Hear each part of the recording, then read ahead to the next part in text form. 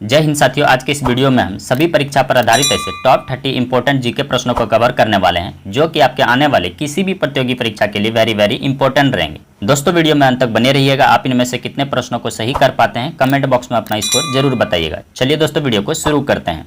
Question number 1, भारतीय संविधान के अंतर्गत निम्नलिखित में से किसे मौलिक अधिकार नहीं माना जाता है? तो राइट आंसर हो जाएंगे संपत्ति का अधिकार। दोस्तों भारतीय संविधान के अंतर्गत संपत्ति के अधिकार को मौलिक अधिकार नहीं माना जाता है, यह एक कानूनी अधिकार है, इसीलिए राइट आंसर हो जाएंगे ऑप्शन नंबर डी के साथ। चलिए दोस्तों इस क्वेश्चन से जुड़े रिलेटेड पॉइंट्स को देखते हैं। तो भारतीय संविधान के अंतर्गत संपत्ति के अधिकार को मौलिक अधिकार नहीं माना जाता है। 44वां संविधान संशोधन अधिनियम के द्वारा संपत्ति के अधिकार को मौलिक अधिकारों की सूची से हटा दिया गया था। मूल संविधान में संपत्ति के अधिकार को अनुच्छेद 31 के तहत सूचीबद्ध किया गया था। हमारे पास कुल 6 मौलिक अधिकार यानी फंडामेंटल राइट्स हैं। पहला समानता, दूसरा स्वतंत्रता, तीसरा धर्म की स्वतंत्रता, चौथा शोषण के विरोध, पांचवा सांस्कृतिक और शैक्षणिक, छठा है संवैधानिक उपचार। क्वेश्चन नंबर 2, भारत के राष्ट्रीय मानवाधिकार आयोग के अध्यक्ष की नियुक्ति कौन करता है? तो राइट आंसर हो जाएंगे भारत के राष्ट्रपति। दोस्तों भारत के राष्ट्रीय मानवाधिकार आयोग के अध्यक्ष की नियुक्ति भारत के राष्ट्रपति महोदय करते हैं, इसलिए राइट आंसर हो जाएंगे ऑप्शन नंबर डी के साथ। चलिए दोस्तों इस क्वेश्चन से जुड़े रिलेटेड पॉइंट्स को देखते हैं। तो भारत के राष्ट्रीय मानवाधिकार आयोग के अध्यक्ष की नियुक्ति राष्ट्रपति महोदय के द्वारा की जाती है। राष्ट्रपति द्वारा यह नियुक्ति 6 सदस्यीय समिति की सिफारिश पर की जाती है। पहला इसमें शामिल होते हैं प्रधानमंत्री, दूसरा लोकसभा अध्यक्ष, तीसरा राज्यसभा के उपसभापति, चौथा केंद्रीय गृह मंत्री, पांचवा लोकसभा में विपक्ष के नेता और छठा राज्यसभा में विपक्ष के नेता शामिल होते हैं। क्वेश्चन नंबर 3, प्रतिरोध को परिवर्तित करने के लिए परिपथ में सामान्यतः किस घटक का उपयोग किया जाता है? तो राइट आंसर हो जाएंगे धारा नियंत्रक यंत्र का। क्या हो जाएंगे दोस्तों?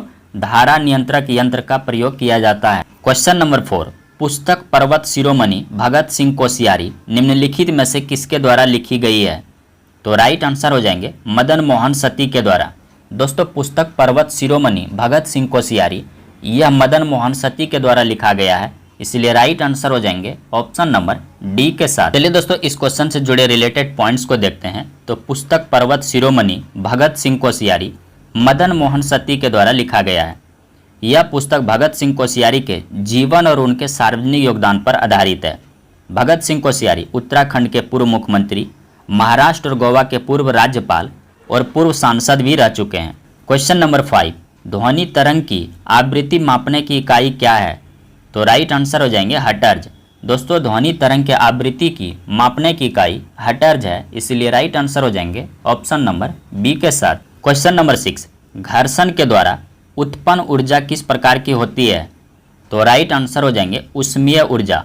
दोस्तों घर्षण के द्वारा उत्पन्न ऊर्जा जो है ये ऊष्मीय ऊर्जा कहलाती है, इसलिए राइट आंसर हो जाएंगे ऑप्शन नंबर डी के साथ। चलिए दोस्तों ऊष्मीय ऊर्जा के कुछ एग्जांपल्स को देखते हैं, जैसे हाथ का रगड़ना, माचिस की तिल्ली, मैशनरीज के पुर्जे, ये सभी ऊष्मीय ऊर्जा के उदाहरण हैं। क्वेश्चन नंबर 7, तरल अवस्था में पाई जाने वाली अधातु कौन है?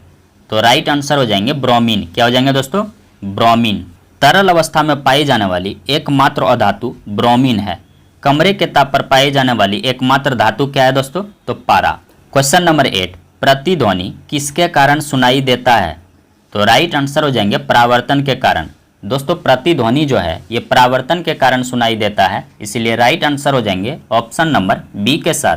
क्वेश्चन नंबर 9, यदि साइकिल की गति को दोगुनी कर दी जाए तो गतिज ऊर्जा कितनी हो जाएगी? तो राइट आंसर हो जाएंगे 4 गुनी हो जाएगी। दोस्तों यदि साइकिल की गति को दोगुनी कर दी जाए तो उसकी गतिज ऊर्जा 4 गुनी हो जाएगी, इसलिए राइट आंसर हो जाएंगे ऑप्शन नंबर सी के साथ। क्वेश्चन नंबर 10, ऑडोमीटर का उपयोग किसमें किया जाता है? तो राइट आंसर हो जाएंगे दूरी मापने में। दोस्तों ऑडोमीटर का प्रयोग डिस्टेंस मेजरमेंट में किया जाता है, इसलिए राइट आंसर हो जाएंगे ऑप्शन नंबर बी के साथ। क्वेश्चन नंबर 11, कैरेबियन सागर में उत्पन्न होने वाले तूफान को क्या कहते हैं? तो राइट आंसर हो जाएंगे हरिकेन। दोस्तों कैरेबियन सागर में उत्पन्न होने वाले तूफान को हरिकेन कहा जाता है, इसलिए राइट आंसर हो जाएंगे ऑप्शन नंबर बी के साथ। चलिए दोस्तों इस क्वेश्चन से जुड़े रिलेटेड पॉइंट्स को देखते हैं। तो कैरेबियन सागर में उत्पन्न होने वाले तूफान को हरिकेन कहते हैं। हरिकेन क्या है दोस्तों? उष्णकटिबंधीय चक्रवात है। हिंद महासागर और ऑस्ट्रेलिया के पास बनने वाले तूफानों को चक्रवात कहा जाता है। क्वेश्चन नंबर 12, निम्नलिखित में से प्रायद्वीपीय भारत की सबसे बड़ी नदी कौन सी है? तो राइट आंसर हो जाएंगे गोदावरी। दोस्तों प्रायद्वीपीय भारत की सबसे बड़ी नदी गोदावरी है, इसलिए राइट आंसर हो जाएंगे ऑप्शन नंबर बी के साथ। चलिए दोस्तों इस क्वेश्चन से जुड़े रिलेटेड पॉइंट्स को देखते हैं। तो प्रायद्वीपीय भारत की सबसे बड़ी नदी गोदावरी है। गोदावरी नदी को दक्षिण की गंगा भी कहा जाता है। गोदावरी की सहायक नदियां कौन कौन सी है? पैनगंगा, वर्धा, प्राणहिता, इंद्रावती, मनेर और सबरी। गोदावरी नदी का जल विवाद किन किन राज्यों के बीच है? तो आंध्र प्रदेश, मध्य प्रदेश, महाराष्ट्र, उड़ीसा और कर्नाटक राज्यों के बीच है। क्वेश्चन नंबर 13, सुशासन दिवस किस तिथि को मनाया जाता है? तो राइट आंसर हो जाएंगे 25 दिसंबर को। दोस्तों सुशासन दिवस जो है 25 दिसंबर को मनाया जाता है, इसलिए राइट आंसर हो जाएंगे ऑप्शन नंबर सी के साथ। क्वेश्चन नंबर 14, बर्लिन के दीवार को किस वर्ष गिराया गया था? तो राइट आंसर हो जाएंगे 1989 ईस्वी में। दोस्तों बर्लिन के दीवार को 1989 ईस्वी में गिराया गया था, इसलिए राइट आंसर हो जाएंगे ऑप्शन नंबर बी के साथ। क्वेश्चन नंबर 15, थार मरुस्थल किस राज्य में है? तो राइट आंसर हो जाएंगे राजस्थान राज्य में। दोस्तों थार मरुस्थल जो है ये राजस्थान राज्य में स्थित है, इसलिए राइट आंसर हो जाएंगे ऑप्शन नंबर बी के साथ। क्वेश्चन नंबर 16, भारत छोड़ो आंदोलन किस वर्ष शुरू हुआ था? तो राइट आंसर हो जाएंगे 1942 ईस्वी में।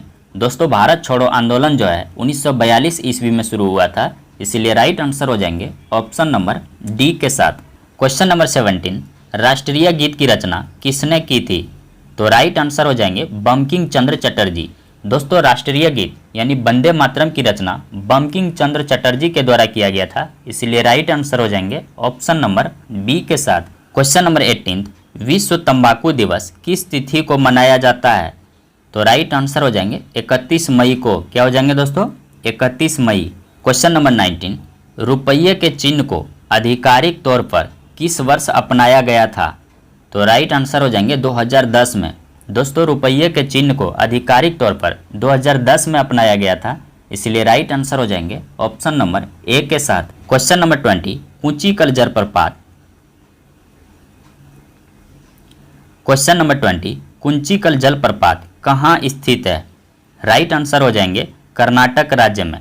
दोस्तों कुंचिकल जलप्रपात जो है कर्नाटक राज्य में स्थित है, इसलिए राइट आंसर हो जाएंगे ऑप्शन नंबर बी के साथ। क्वेश्चन नंबर 21, भारतीय रिजर्व बैंक का राष्ट्रीयकरण किस वर्ष किया गया था? तो राइट आंसर हो जाएंगे 1949 में। दोस्तों भारतीय रिजर्व बैंक का राष्ट्रीयकरण 1949 में किया गया था, इसलिए राइट आंसर हो जाएंगे ऑप्शन नंबर बी के साथ। क्वेश्चन नंबर 22, दीनदयाल बंदरगाह किस राज्य में स्थित है?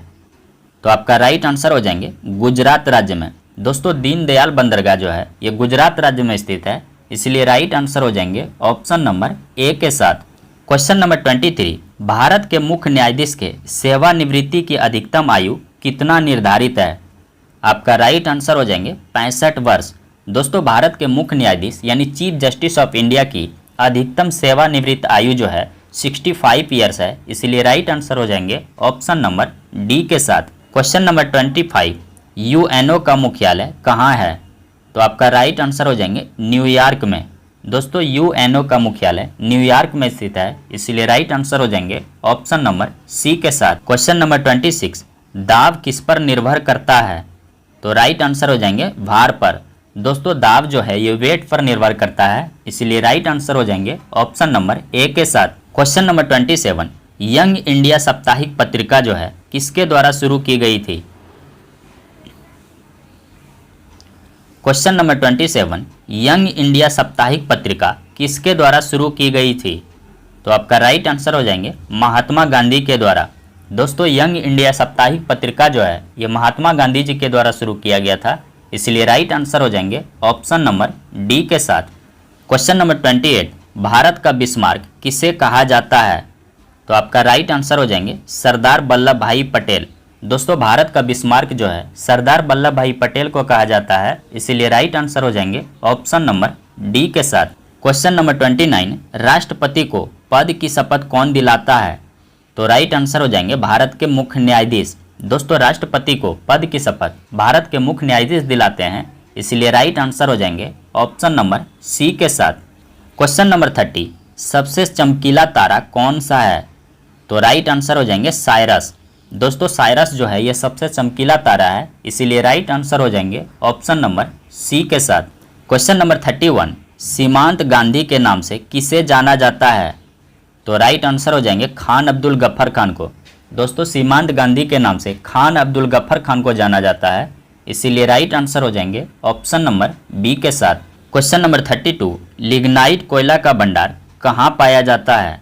तो आपका राइट आंसर हो जाएंगे तमिलनाडु राज्य में। क्या हो जाएंगे दोस्तों? तमिलनाडु राज्य में पाया जाता है। दोस्तों हमारा वीडियो आपको कैसा लगा कमेंट बॉक्स में अपनी प्रतिक्रिया जरूर दें। Thanks for watching to all of you.